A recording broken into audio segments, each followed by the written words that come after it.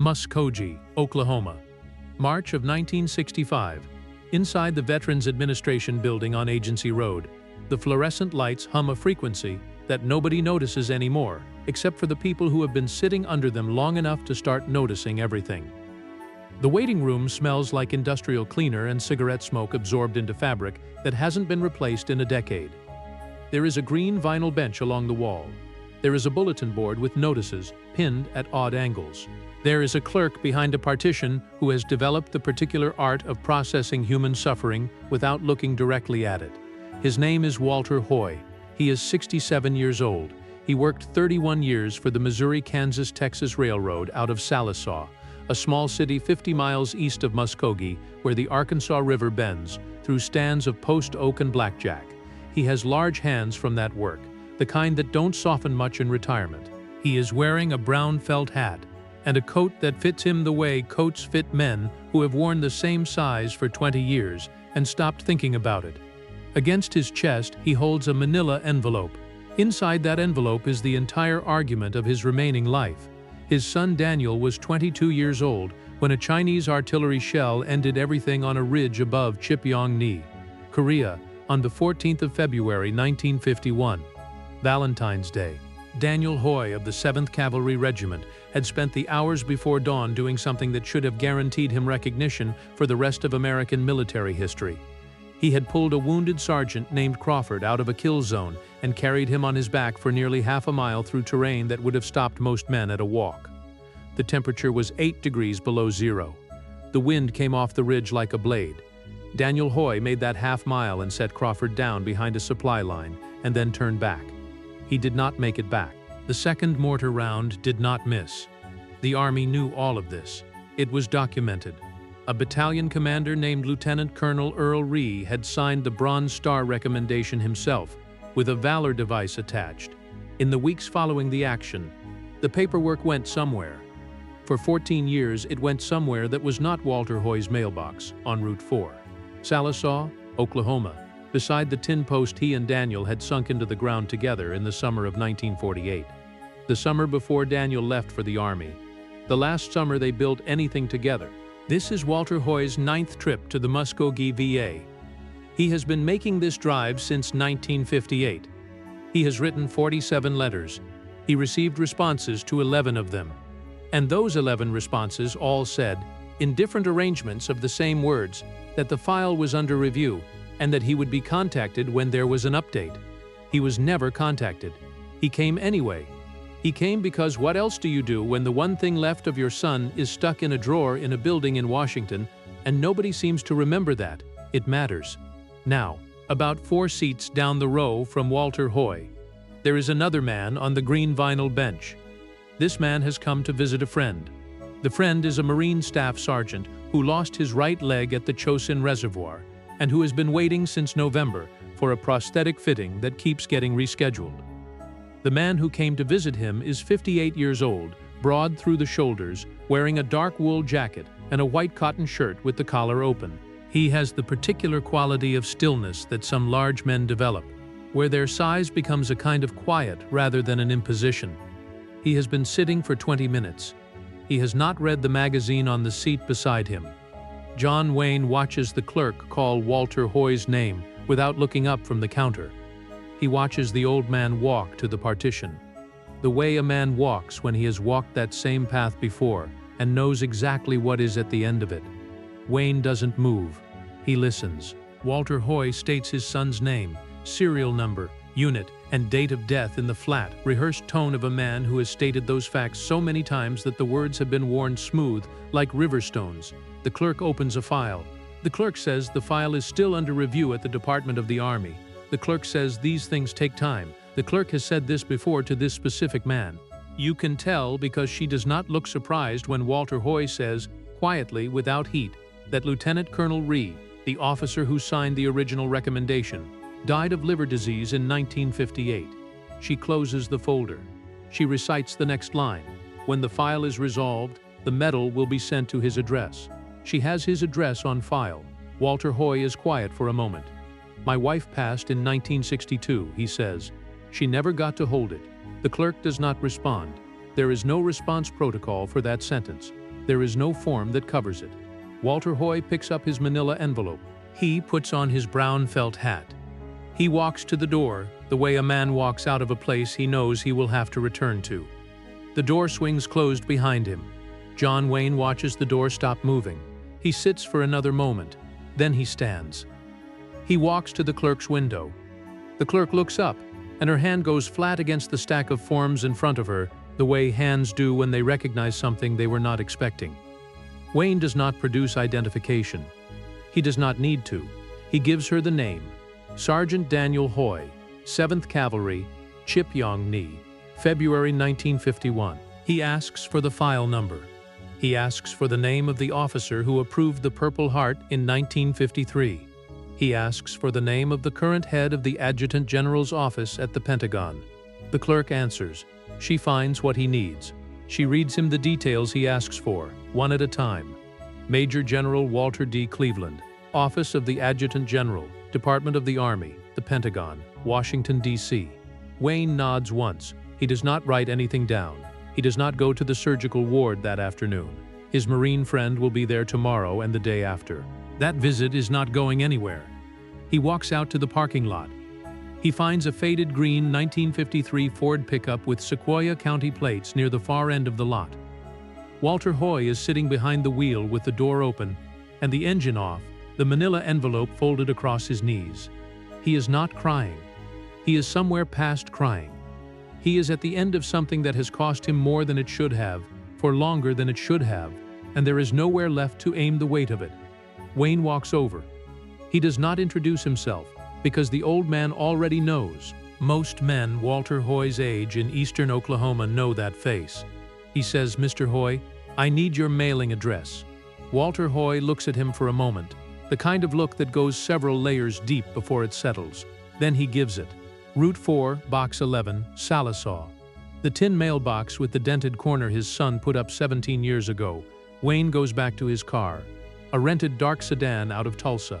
He drives into downtown Muskogee and parks outside the Severs Hotel on Broadway, a 6-story brick building that has been there since 1912. He signs the guest register with his given name, Marion Morrison, and a desk clerk stares at the signature long enough to understand what he is looking at. Room 307, brass bed, a writing desk beneath a tall window, a Charles Russell print over the dresser, a cavalry scene. Wayne hangs his jacket over the back of the chair, rolls his sleeves to the elbow, and sits. He asks for hotel stationery and a hotel envelope delivered to the room. He uncaps a fountain pen. Here is the part of this story that never made the papers. Here is the part that Wayne never told anyone. Not in any of the 3,000 interviews he gave in his career. Not in his memoirs. Not to his children. He wrote a letter. 1 page. No letterhead. No titles. It was addressed to Major General Walter D. Cleveland, Office of the Adjutant General, Department of the Army, the Pentagon. Wayne and Cleveland were not close friends. They were acquaintances from the Pacific Bond Tour circuit in 1944, when Cleveland was still a colonel and the war was grinding toward its end. They had met at functions, shared transport once, and Cleveland had never forgotten a particular night on a flooded road outside Manila when Wayne had stopped and driven him to a field hospital without being asked and without making it a story afterward. The letter opened simply, Walter. It named Daniel Hoy by serial number and by the date and the place and the nature of what he did. It named Earl Ree and the date he died. It stated plainly what 14 years of review had produced, which was nothing. It did not argue regulations. It did not cite policy. It said what was true and let the truth do the work. The final paragraph read, in words Wayne had written out only once and did not revise, "I am asking you to find that medal and put it in his hand before there is nobody left to put it in." The boy's father buried his wife waiting. He has been driving to Muskogee every few years for 14 years with a manila envelope and a patience that would shame most men I know. That kind of waiting ought to count for something in the Army's arithmetic. The action itself earned that Bronze Star twice over. The waiting earned it a third time. Yours, Duke. He read it once. He folded it in thirds. He addressed the envelope by hand to Cleveland by name only. No rank, no title. Just the name and the building and the city. He sealed it. He went downstairs and gave it to the desk clerk with a $5 bill and instructions to send it airmail that same day.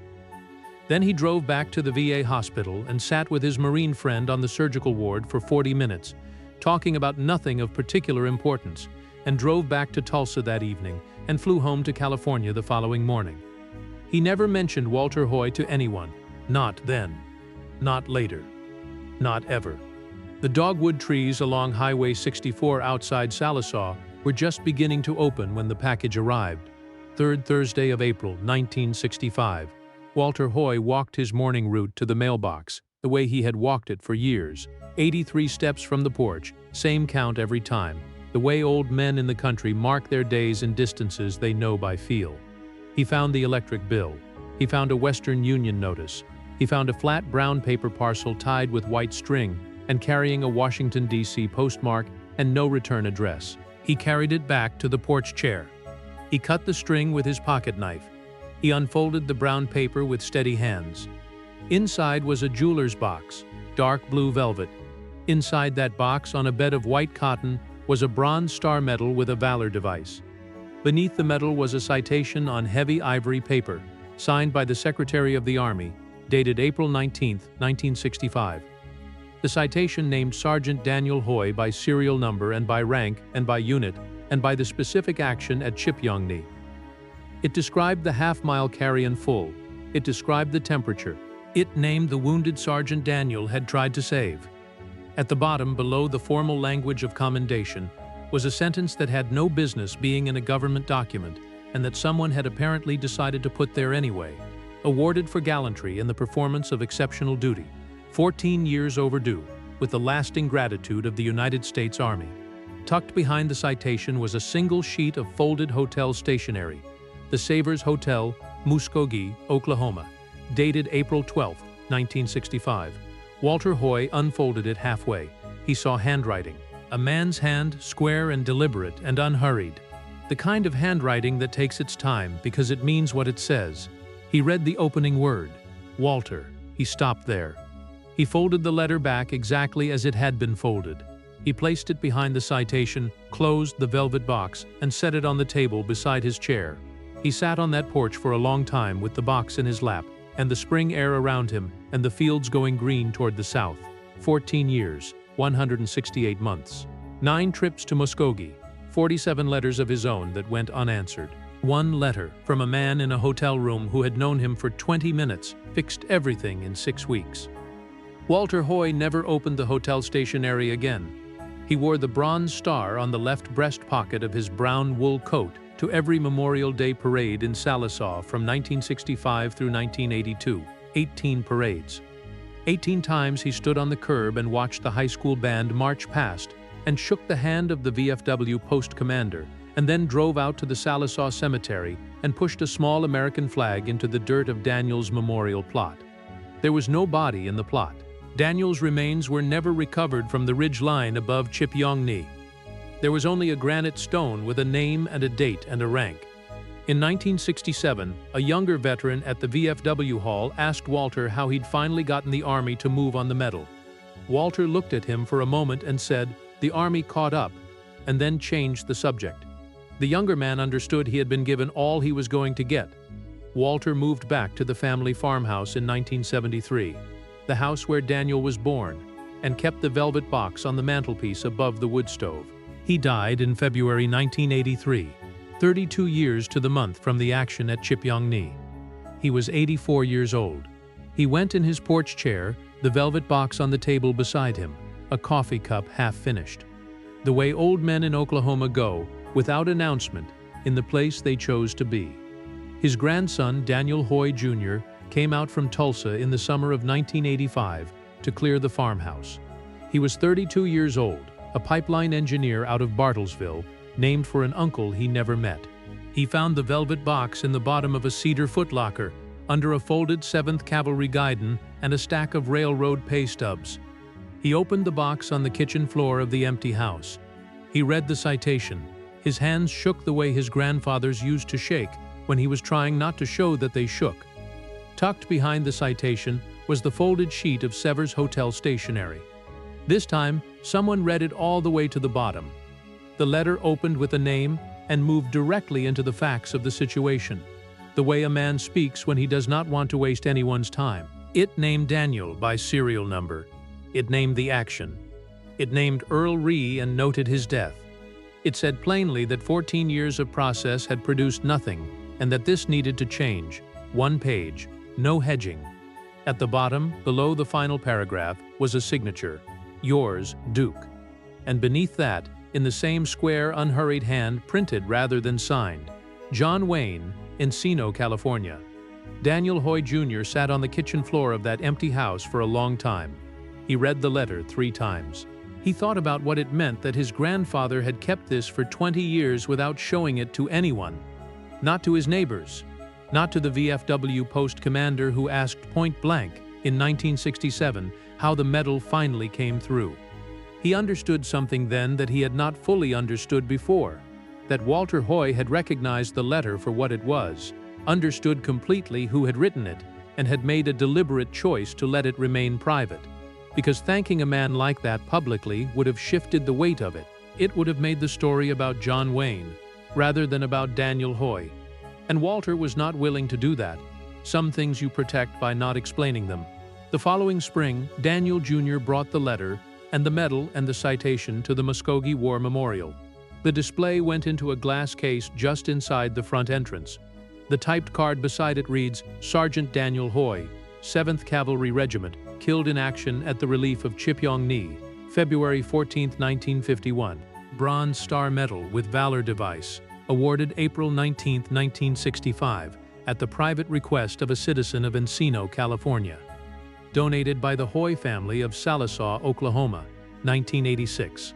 The card does not name the citizen of Encino, California. There is no second card. John Wayne died in June of 1979, 4 years before Walter Hoy, and 16 years before that display case was assembled. He never knew the letter had been found. He never knew that Daniel Hoy Jr. existed. He sent his letter, visited his friend, flew home to California, and went back to work. He gave somewhere in the neighborhood of 3,000 interviews over the course of his career. He did not mention Walter Hoy in any of them. There are a lot of ways to measure a man. Box office numbers, awards, the films, the credits, the longevity of the reputation. Those are the measurements that get used most often because they fit on a page and transfer easily to conversation. But there is another kind of measurement that is harder to apply and harder to fake. It is the measurement of what a man does when there is no audience, when there is no camera and no publicist and no story being assembled for later. When he could have given the old man a handshake and a $20 bill and considered himself generous, and nobody would have known the difference. When the easy exit was right there and he did not take it. What Walter Hoy got was something most people never receive. He got to carry what his son had earned on a frozen Korean ridge into every Memorial Day he had left. He got to set it next to the stone with Daniel's name on it. And he got to know, even if he never said so, that somebody who did not have to notice had noticed and had done something about it and had been content to let the silence that followed be its own kind of answer. The letter is in a glass case in Muskogee now. You can read it if you go. It opens with one word, and the word is a name, and the name is not Daniel Hoy's. The name is Walter's, because the man who wrote it understood that the story was never really about the medal. It was about a father who had earned the right to hold it, one drive to Muskogee at a time, one unanswered letter at a time, for 14 years. Pass it on. There are still Gold Star families waiting on paper that should have arrived a long time ago. Share this with a veteran in your life, or with someone who needs to be reminded that one letter from the right person, sent at the right moment, can close a 14-year gap in about 6 weeks.